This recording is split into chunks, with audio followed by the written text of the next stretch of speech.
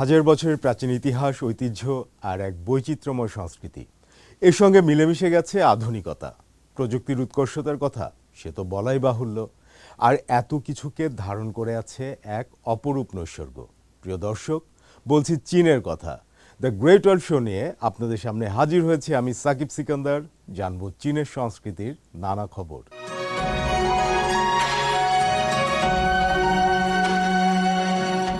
বিশ্বের বিভিন্ন অঞ্চল যখন তীব্র তাপপ্রবাহে পড়ছে, তখন দক্ষিণ পশ্চিম চীনের কুইচৌ প্রদেশের লিউফানশুই শহরের বিষয়টাই আলাদা।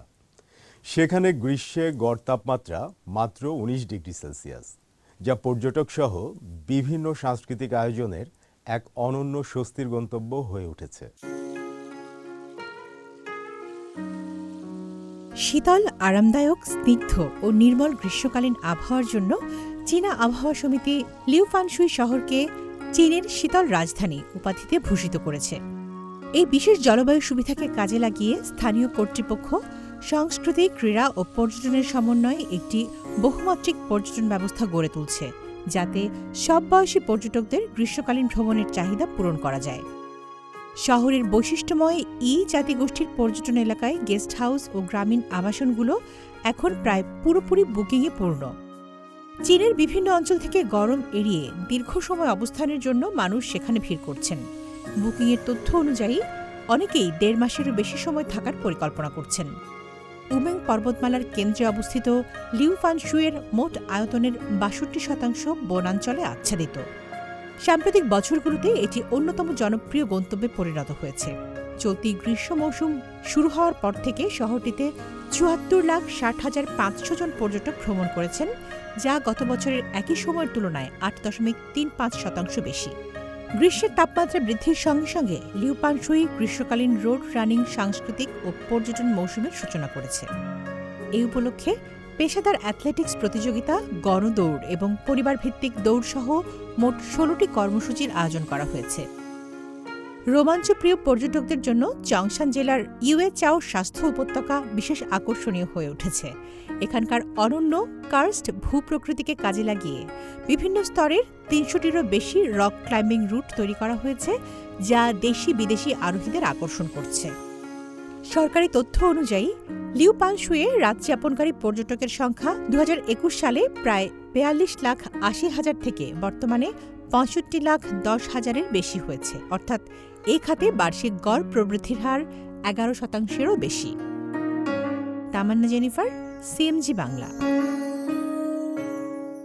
বিশ্বকাপ ফুটবলের উন্মাদনায় এখনও বুঁদ চীনের উত্তর পূর্বাঞ্চল। এ অঞ্চলের সংস্কৃতি ও অর্থনীতিকে চাঙ্গা করে দিয়েছে তৃণমূল ফুটবল। চারদিকে উৎসবমুখর পরিবেশ, সংস্কৃতির আদান প্রদান ও ব্যবসা বাণিজ্য তুঙ্গে।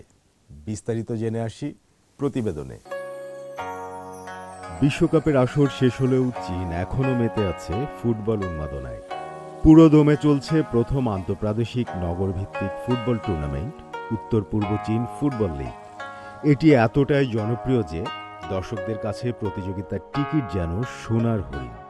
তবে এমন আয়োজনকে কেন্দ্র করে গড়ে উঠেছে সংস্কৃতির আদান প্রদান ও অর্থনীতির নতুন সম্ভাবনা। ২০২৬ উত্তর পূর্ব চীন সিটি ফুটবল লিগে অংশ নিচ্ছে অপেশাদার ৮টি দল। আরও আছে লিয়াওনিং, চিলিন ও হেইলংচিয়াং, এই ৩টি প্রদেশ এবং ইনার মঙ্গোলিয়ার স্বায়ত্তশাসিত অঞ্চলের দলগুলো।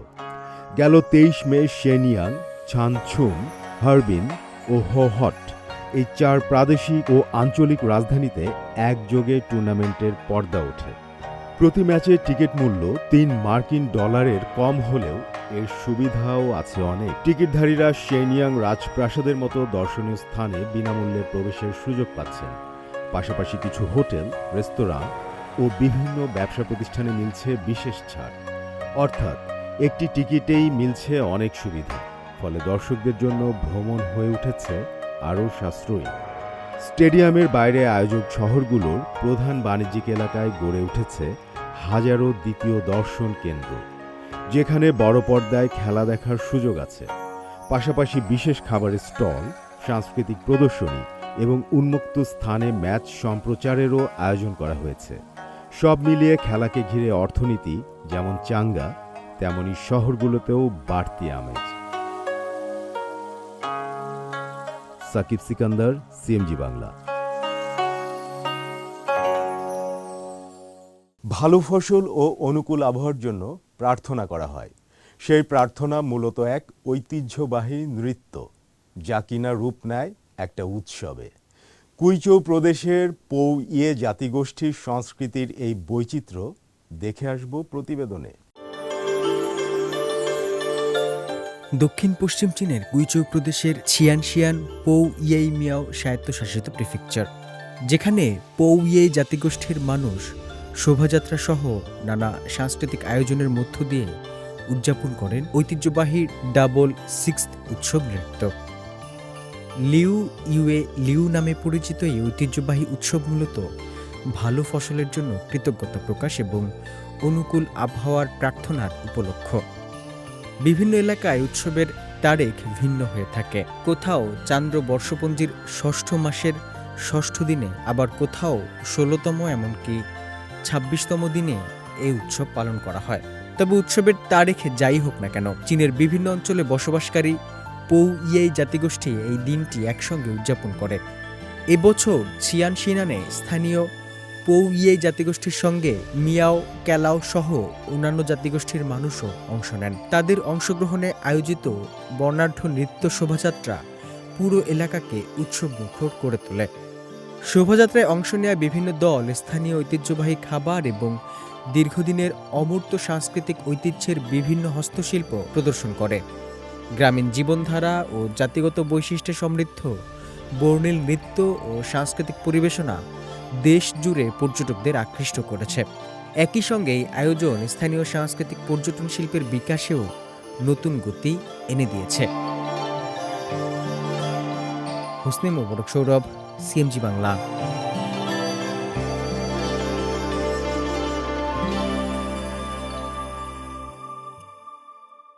শতাব্দী প্রাচীন সামুদ্রিক জাহাজ নির্মাণ কৌশলকে জীবন্ত রেখেছে বাবা ছেলের এক জুটি। কাঠের তক্তা জোড়া দিয়ে ধাপে ধাপে ঐতিহাসিক জাহাজের প্রতিরূপ গড়ে তুলছেন তারা।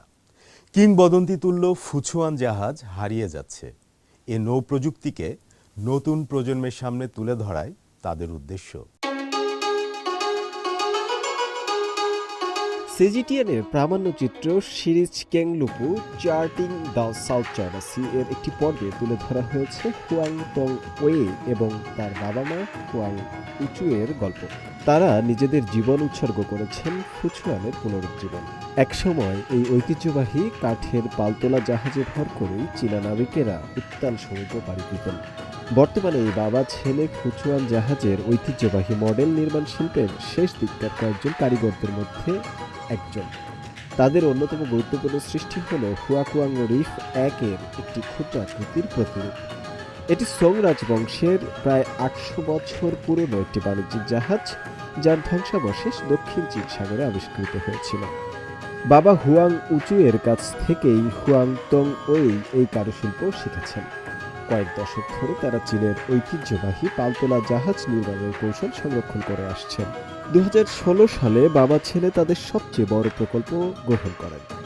প্রত্নতাত্ত্বিক নকশা ও ঐতিহাসিক দলিলের ভিত্তিতে তারা হুয়াংকুয়া রিফ ১ জাহাজের একটি পূর্ণাঙ্গ প্রতিরূপ নির্মাণ করেন। বর্তমানে সেই প্রতিরূপটি চীনের হাইনান প্রদেশের অবস্থিত দক্ষিণ চীন সাগর জাদুঘরে প্রদর্শিত হচ্ছে। শুভ আনোয়ার, সিএমজি বাংলা। পদব্রজে শহর ভ্রমণ দারুণ পছন্দ করেন শহরবাসীরা। বেইজিংয়ে হেঁটে বেরিয়ে আনাচে কানাচে লুকিয়ে থাকা গল্পগুলো চাক্ষুষ করতে খুব পছন্দ করেন বাসিন্দারা।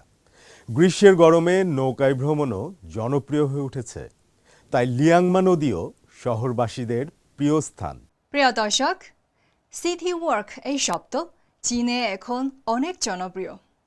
শহর হাঁটা হচ্ছে একটি আধুনিক পর্যটন বা অবসরকালীন কার্যকলাপ, যেখানে কোনো নির্দিষ্ট গন্তব্য বা সময়সূচি না মেনে কেউ একজন শহরের বিভিন্ন অংশে ধীরে ধীরে হেঁটে বেড়ায়।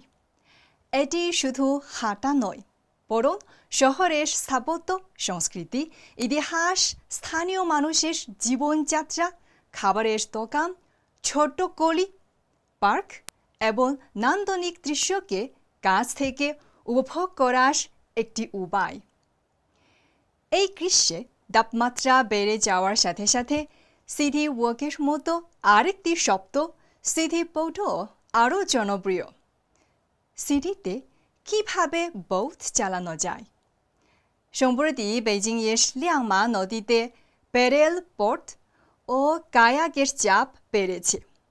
নদী পাড়ে চক ব্যায়াম, পিকনিক ও মাছ ধরার মতো অবসর কার্যক্রম চলছে।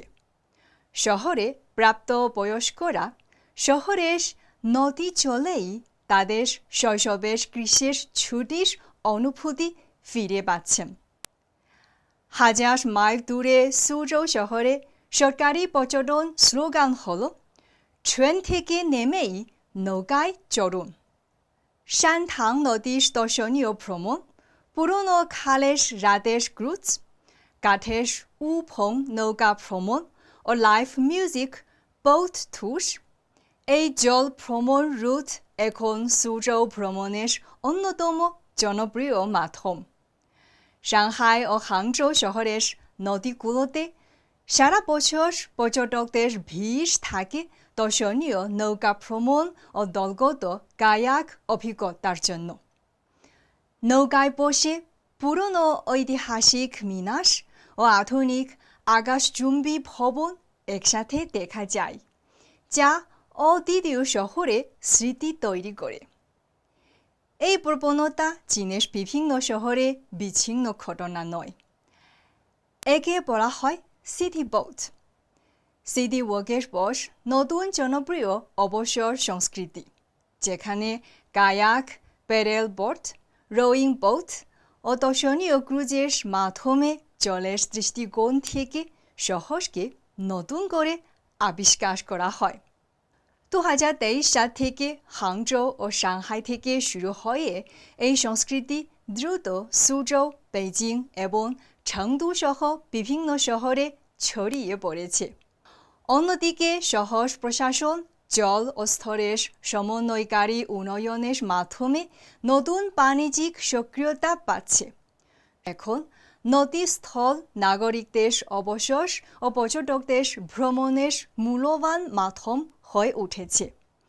সহজ ভাষায় বলা যায়, পানিকে শুধু পার হওয়ার বস্তু নয়, বরং ভেতরে প্রবেশ করার স্থান হিসেবে দেখা হচ্ছে। এই অভিজ্ঞতা বাংলাদেশের প্রাকৃতিক জলজ সম্পদের সাথে অত্যন্ত মিলে যায়। সিটি বোটের মতো জলভিত্তিক অবসর সংস্কৃতি বিকাশের পূর্ব শর্ত হল পরিষ্কার পানি ও সুস্থ জলজ পরিবেশ। যেসব শহর জলভিত্তিক অর্থনীতি বিকাশ করেছে, তারা সবাই পরিবেশ সংস্কারের অগ্রগামী। সাম্প্রতিক বছরগুলোতে দেশব্যাপী নদী পরিবেশ সংস্কারের মাধ্যমে শহরে নদী দূষণ নিয়ন্ত্রণ এবং পাড়ের সৌন্দর্য বর্ধন করা হয়েছে। এর ফলে জল ভ্রমণ নিরাপদ ও সুন্দর হয়েছে, নগর বাসস্থানের মান উন্নত হয়েছে এবং পরিবেশ, জনকল্যাণ ও পর্যটন শিল্পের ত্রিমুখী উন্নয়ন সম্ভব হয়েছে। ক্রমশ নাগরিকরা নদী থেকে মুখ ফিরিয়ে রাখার পরিবর্তে নদী ভ্রমণে আগ্রহী হয়ে উঠছেন। এটাই সিটি বোট সংস্কৃতি বিকাশের মূল ভিত্তি। নদী শুধু পার হওয়ার পানি নয়, বরং ভেতরে বসবাস করার জীবনশৈলী হতে পারে। শহর ও নদীর সম্পর্ক শুধু নদীর পাশে বসবাস নয়, বরং জলের উপর জীবনযাপন ও নদী পাড়ে মিলন পর্যন্ত বিস্তৃত হতে পারে। শহরের প্রতিটি নদী যেন নিজস্ব কাব্য ও স্বপ্ন প্রবাহিত করে। এটি কোনো অসম্ভব আকাঙ্ক্ষা নয়, বরং নগর শাসনের একটি গুরুত্বপূর্ণ ও সমাপ্ত প্রশ্ন। সিএমজি বাংলা, বেইজিং থেকে। দক্ষিণ পশ্চিম চীনের সিচাং স্বায়ত্তশাসিত অঞ্চলের রাজধানী লাসা। সেখানে আছে বিখ্যাত পোতালা প্রাসাদ। সেই প্রাসাদে রয়েছে 1700 শতকের এক অনন্য মুরাল চিত্র। তরুণ চীনা শিল্পী আন নিয়ানছুর হাত ধরে এতে নতুন প্রাণ ফিরছে। প্রায় 400 বছরের পুরনো এই শিল্প ঐতিহ্য সংরক্ষণ এবং নতুনভাবে উপস্থাপনে তিনি নিজেকে নিবেদিত করেছেন। জানব প্রতিবেদনে। কিছু রং শুধু সৌন্দর্যের জন্য নয়, বয়ে চলছে শতাব্দীর ইতিহাস। তেমনি এক অনন্ত শিল্প ভুবনের সন্ধানে 8 বছর আগে দক্ষিণ পশ্চিম চীনের শিচিয়াংয়ে থিতু হন শিল্পী আন নিয়ানছু। তুলির আঁচড়ে তিনি খুঁজে ফিরছেন তিব্বতী শিল্পকলার উত্তরাধিকার, যেখানে প্রতিটি রেখা, প্রতিটি রং যেন সভ্যতার ক্যানভাস। পোতালা প্রাসাদের গ্রেট ইস্ট হল, যেখানে দেয়াল জুড়ে ইতিহাস। 1648 সালে শুরু হয় এই মহাকাব্যিক মুরাল নির্মাণ। তিব্বতের নানা প্রান্ত থেকে সমবেত হন তৎকালীন শ্রেষ্ঠ শিল্পীরা। তাদেরই একজন রাজদরবারের কিংবদন্তি চিত্রগুরু চোয়িং গাৎসো। পঞ্চম দালাই লামার আহ্বানে তিনি এমন সব মুরাল ও থাঙ্কা সৃষ্টি করেন যা আজও বিস্ময়। এরই মধ্যে কেটে গেছে 4 শতাব্দী, কিন্তু চোয়িং গাৎসোর তুলির স্পর্শ এখনও অমলিন। মিয়ানথাং, ছিনচে ও কার্মা গাদ্রি শিল্পধারার সঙ্গে তিনি মধ্য সমভূমির জলরং ভিত্তিক কালিচিত্র এবং নীল সবুজ প্রাকৃতিক দৃশ্যচিত্রের নন্দন রীতিকে এক সূত্রে গেঁথেছিলেন চোয়াং। সেই সৃজনশীল সংমিশ্রণ থেকেই জন্ম নেয় মিয়ানসা। পোতালার প্রাসাদের এই মুরালের প্রতিটি রঙে লুকিয়ে আছে ঐতিহ্য ও মানুষের সৃজনশীলতার জয়গান। লুৎফর কবির, সিএমজি বাংলা।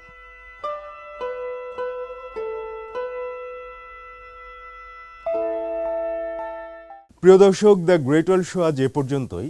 আমাদের অনুষ্ঠানটি টেলিভিশনের পাশাপাশি সোশ্যাল মিডিয়ায় দেখতে পারেন। ভিজিট করুন www.facebook.com/cmg বাংলা এবং ইউটিউব চ্যানেল সিএমজি বাংলাতে। পরবর্তী পর্বে দেখা হবে। সবাই ভালো থাকুন, সুস্থ থাকুন।